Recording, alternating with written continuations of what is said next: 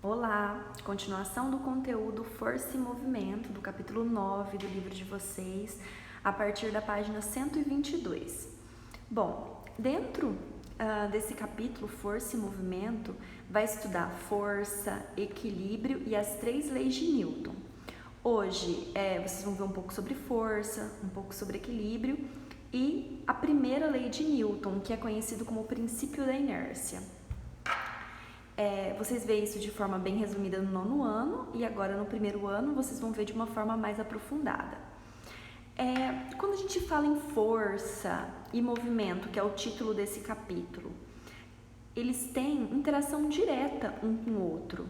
Por quê? Um corpo ele só pode ter adquirido um movimento se uma força tiver sido aplicada em algum momento. Então, a gente pode definir força como uma influência, uma ação que é capaz de alterar o estado de inércia de um corpo, modificando a velocidade desse corpo. O corpo, quando a gente fala em corpo na física, é um ponto do qual nós estamos estudando. O movimento, de uma forma simples, ele pode ser definido como uma alteração da posição de um corpo em determinado estado. Eu me locomovi de Colorado a Vilhena. Eu tive a alteração na minha posição. Eu estava em Colorado, fui para Vilhena. Eu tive um movimento, alteração de lugar, alteração de posição. O equilíbrio. O equilíbrio, ele pode ser de 2 maneiras. Isso tudo vocês têm bem descrito no livro de vocês, a partir da página 122. O equilíbrio, ele pode ser estático. O que quer dizer quando vocês veem um equilíbrio estático? Significa que a velocidade ela vai se manter nula no decorrer do tempo. Ou em equilíbrio dinâmico, vou dar exemplo sobre os dois já.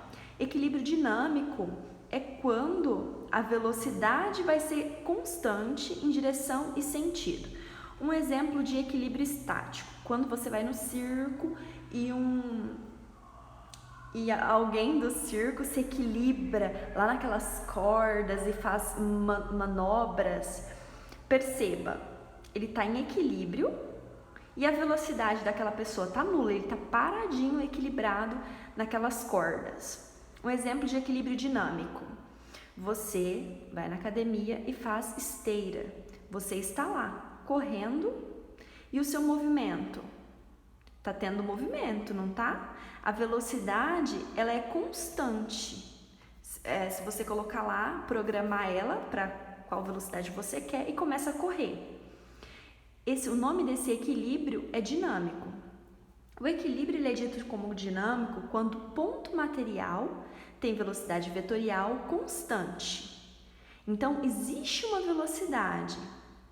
Já no equilíbrio estático, vai ser nula. Aqui não. Aqui não é nula.